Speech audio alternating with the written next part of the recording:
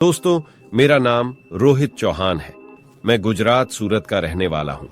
ये कहानी मेरे गांव के एक दोस्त की है। तो यह बात आज से तकरीबन 3 साल पहले की है। जब ओम के दोस्त का नाम मुझे नहीं मालूम था, तो कहानी में मैं उसका नाम गोलू रख देता। गोलू मेरे गांव का लड़का है, जो कि मध्यम वर्गीय परिवार से है। उस वक्त वह पढ़ाई में इतना होशियार भी नहीं था। जब वह 10वीं क्लास में पहुंचा, तो अचानक फेल हो गया। फेल होने के बाद वो गांव में छोटे मोटे काम करने लगा। एक दिन उसके एक रिश्तेदार ने कहा कि तू यहां क्या काम करेगा? मेरे साथ मुंबई चला, मैं तुझे वहां काम दिलाऊंगा। गोलू ने सोचा कि वैसे पैसे ज्यादा कमा नहीं पाता, तो इससे अच्छा है कि मुंबई जाकर कोई अच्छा सा काम करूंगा और ज्यादा पैसे कमाऊंगा। गोलू ने अपने परिवार से बात की और कहा कि मैं यहां नहीं रहना चाहता। मुझे मुंबई जाकर काम करना है और बहुत सारे पैसे कमाने हैं। उसकी फैमिली में से उसकी मां ने पूछा कि बेटा, वहां कौन सा काम करेगा और रहने खाने का क्या बंदोबस्त होगा? गोलू ने कहा कि जो मामा है उनके साथ जाऊंगा। उन्होंने मुझे कहा है कि कोई अच्छा सा काम जला देंगे। दोस्तों, गोलू के मामा मुंबई में कंस्ट्रक्शन साइट में काम कर रहे थे। मतलब किसी को अगर मजदूर चाहिए तो गोलू के मामा से कनेक्ट करते थे। आखिरकार ये सारी बातें गोलू ने जब मां को बताई और ये कहा कि मैं हर महीने पैसे भी भेजता रहूंगा, बस यही सब सुनकर उनकी फैमिली ने हां कर दी। और फिर गोलू मामा जी से मिलने गया और कहा कि मामा जी, मैं आपके साथ मुंबई चलने को तैयार हूं, बताइए कब जाना है? मामा ने कहा कि कल ही निकलते हैं, बस तू रेडी रहना। दोस्तों, इसके बाद गोलू मुंबई के लिए निकल गया। वहां अच्छे से पहुंचने के बाद गोलू को काम भी मिल गया। वो वहां पर अपने मामा के रूम में तकरीबन 3 महीने तक रहा। एक दिन फिर दोनों ने कहा ठीक है, और फिर वो दूसरे दोस्त के साथ रहने लगा। दोनों पूरे दिन मिलकर काम करते हैं और शाम का खाना साथ में मिलकर बनाते। खाना खाने के बाद थोड़ा बाहर टहलते और चुपचाप सो जाते। सब कुछ सही चल रहा था, लेकिन कहीं ना कहीं गोलू को ज्यादा पैसे कमाने की आदत लगी थी। गोलू के रूममेट, उसने यह बात जब गोलू को बताई तो गोलू एकदम से चौंक है। उसने सोचा कि इसकी किस्मत कितनी अच्छी है, लेकिन कहीं ना कहीं अंदर से वह जल रहा था। खैर, उसके दोस्त ने कहा कि चल पैसे लेकर आते हैं। दोनों पैसे लेने के लिए निकले। उन्हें दूसरी सिटी में जाना था। दोनों ने ट्रेन पकड़ी और निकल पड़े। दोस्तों, गोलू ने सोचा कि मैं लॉटरी अपने पास रख लूं और उसके पैसे भी ले लो, किसी को पता नहीं चलेगा। उसने मन ही मन प्लान बनाया। उसने लॉटरी की टिकट दिखाने को कहा और वह दोनों गेट के पास ही बैठे थे। बात करते करते न जाने कब उसके दोस्त को ध्यान बाहर की तरफ गया। गोलू ने उसे जोर से धक्का मारकर उसे ट्रेन से नीचे गिरा दिया। उसके दोस्त की मौत हो गई। बाकी सारे के सारे पैसे गोलू को मिल गए। इसके बाद वह मुंबई छोड़कर गांव आ गया और एक छोटी सी पान की दुकान डालकर वहां काम करने लगा। उसकी जिंदगी एकदम मस्त चल रही थी।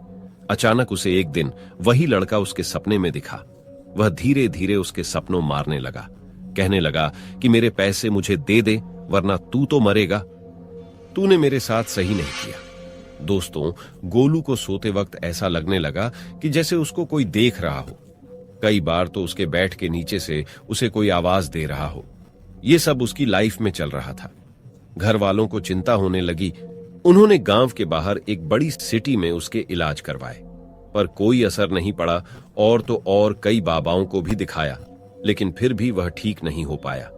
गोलू धीरे धीरे मानसिक संतुलन खो बैठा। उसको वह लड़का दिन में कहीं भी किसी भी टाइम दिखाई दे जाता है। दोस्तों, बात इतनी ज्यादा पड़ गई कि एक दिन उसको दिल का दौरा पड़ा और उसकी मौत हो गई। अब आप ही सोचिए कि ऐसा कैसे हो सकता है? क्या कोई आत्मा अपना बदला लेने के लिए यह सब तक जा सकती है या नहीं? धन्यवाद। तो दोस्तों, देखा आपने, ये थी रोहित चौहान की कहानी। इसमें उन्होंने उसका असली नाम तो नहीं बताया, लेकिन जो कैरेक्टर गोलू ने किया वो बहुत गलत है। दोस्तों, कई बार इंसान लालच में आकर ऐसी ऐसी गलतियां कर बैठता है जिसका इल्जाम आखिर में बुरा ही होता है। याद रखिएगा कि दूसरे को खुश ना देखने वाला खुद कभी खुश नहीं रह सकता। बाकी ले चलता हूं आपको दूसरी कहानी की तरह। आइए सुनते हैं। मेरा नाम विक्की है और मेरे दोस्त गौरव और रोहित, हम तीनों मिलकर काम के सिलसिले में हॉस्टल में गए थे। ये बात कोरोना के समय की है और मैं महाराष्ट्र नागपुर से हूं। और ठीक है, घटना आंध्र प्रदेश में हुई थी। हम उस वक्त लगभग 1 हफ्ते के लिए गए थे काम करने के लिए। 3-4 दिन मस्ती मजाक में निकल गए, लेकिन 5वें दिन हम सब जब खाना खा रहे थे, उस वक्त लगभग रात के 8 बज रहे थे। खाना खाने की जल्दी वजह यह थी क्योंकि जिस एरिया में हम लोग रुके थे वह थोड़ा जंगल टाइप का था, जहां पर 6 बजे की बात एकदम सुनसान हो जाता था। हौसले में मैं मेरे दोस्तों के साथ एक गार्ड भी रहता था। खैर, हम सब ने खाना खाया और बैठने के लिए खुली जगह में चले गए। हम आपस में मस्ती मजाक कर रहे थे। बातों ही बातों में गार्ड ने बताया कि कोरोना के कारण 3 लोग मर चुके हैं, उनकी आत्मा यहां भटकती है।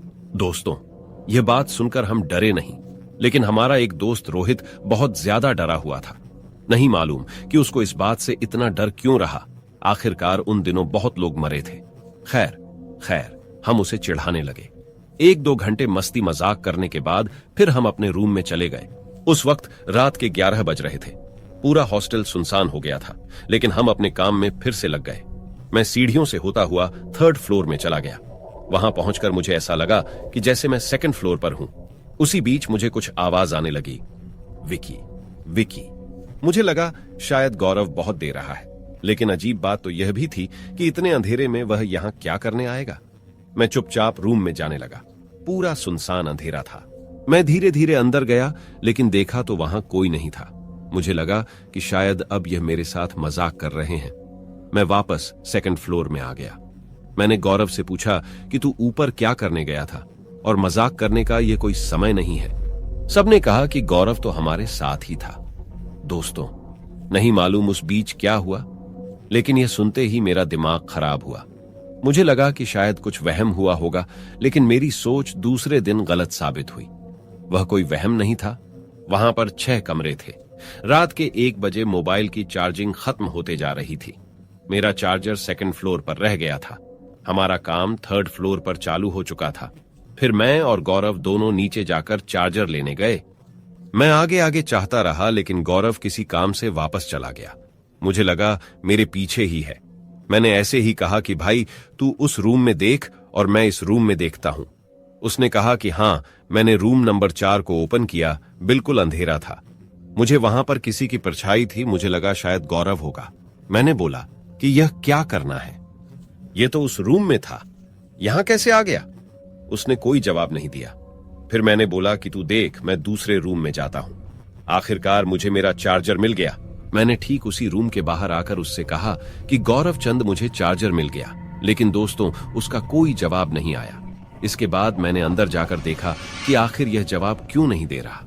मुझे ठीक उस कमरे में कुछ परछाई सी थी, पर जब मैंने लाइट ऑन की तो अचानक परछाई गायब हो गई। मैं सच कहूं तो बड़ा परेशान हो गया कि आखिर ये हो क्या रहा है। मैं जब भागकर वापस ऊपर गया तो गौरव अपने कपड़े चेंज कर रहा था। उसने कहा कि यार सॉरी, मैं नीचे नहीं आया। दोस्तों, यह सुनते ही मेरी रूह कांप गई। मैंने अपने साथ हुई सारी बातें सभी को बताई। मेरे बताते ही सबने यकीन कर लिया, क्योंकि जब से हम यहां आए थे हमें कुछ कुछ महसूस होता था, लेकिन हमने ध्यान कभी नहीं दिया। तो खैर, उस दिन रात भर काम करके हम अपने अपने घर चले गए। हालांकि हमारे साथ हुआ तो कुछ नहीं, लेकिन जो कुछ भी मैंने देखा वह बेहद डरावना था। बस इतनी ही थी मेरी और मेरे दोस्तों की सच्ची कहानी होगी। तो दोस्तों, ये थी विकी की कहानी। आपको उनकी कहानी कैसी लगी? नीचे कमेंट जरूर कीजिएगा, क्योंकि मैं ले चलता हूं आपको तीसरी कहानी केवल। दोस्तों, मेरा नाम साबित शेख है। मैं अहमदनगर, श्री रामपुर सुख। आपको बता दूं, ये एक बिल्कुल सच्ची घटना है। मैं रात में ऑटो रिक्शा चलाता हूं और मेरी टाइमिंग रात के 11 बजे से लगभग सुबह के 5 बजे तक होती है। तो ठीक यह घटना मेरे साथ दिसंबर 2022 में घटी थी। शायद मेरे घर की परिस्थिति की वजह से, क्योंकि हालात ऐसे थे कि मुझे रात में ऑटो चलाना पड़ता था।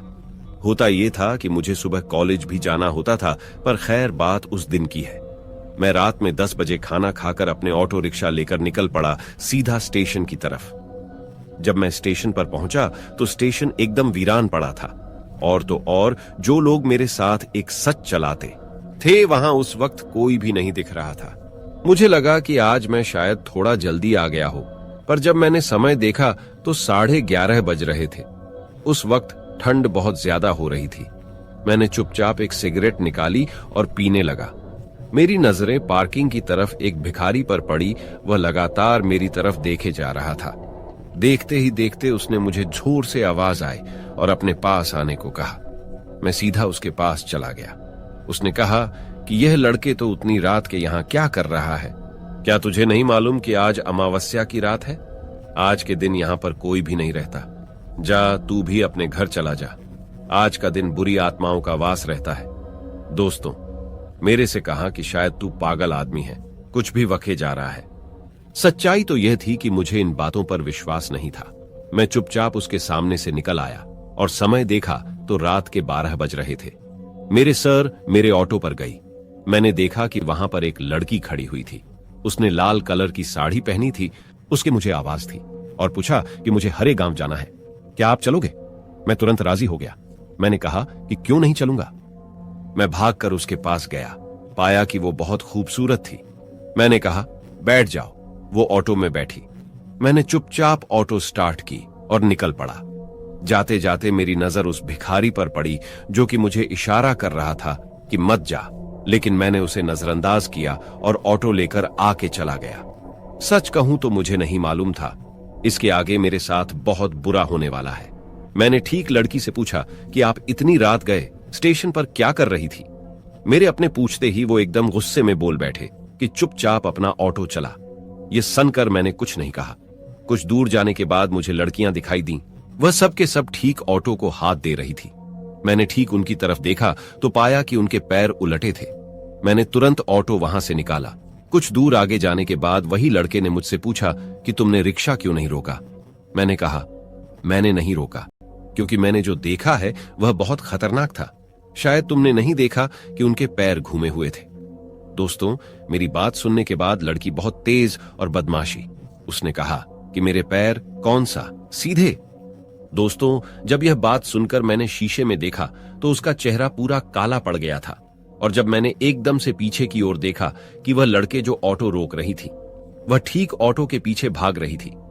दोस्तों, न जाने उस वक्त ऐसा क्या हुआ। मैंने डर के मैंने अपना मुंह आगे किया और फिर डरते डरते दोबारा पीछे देखा तो अब वो लड़कियां वहां नहीं थी। यकीन नहीं होता, क्या आखिर यह हो क्या रहा था? ऑटो भी अचानक से बंद पड़ गया। मैं ऑटो से निकलकर भागने लगा। उस दूर तक भागने के बाद मुझे दरगाह दिखाई थी और मैं तुरंत भागते हुए उस दरगाह के पास गया। मेरे ऐसा हाथ देखा, मुझे एक मौलांजी दिखाई थी। उन्होंने मेरा हाथ पकड़ा और दरगाह के अंदर लेकर गए। पूछने लगे कि ऐसा क्या हुआ। मैंने उनको अपनी सारी बातें बताई। उन्होंने कहा कि इस वक्त डरने की कोई बात नहीं है, अब तेरा कोई कुछ नहीं कर पाएगा। उन्होंने तुरंत ही मुझे दुआ का पानी पिलाया और तावीज दिया। उसके बाद मैंने पूरी रात दरगाह में गुजारी। सुबह होते ही मैं अपने घर चला गया और उसके बाद घर वालों से बात की।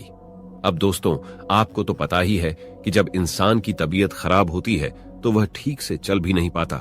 लेकिन मेरे साथियों, उसके बाद से मैं ऑटो कैसे चला पाता? बस एक नहीं थी यह कहानी। तो दोस्तों, देखा आपने, यह थी शिविर से की कहानी। आपको उनकी कहानी कैसी लगी? नीचे कमेंट्स में जरूर बताइएगा।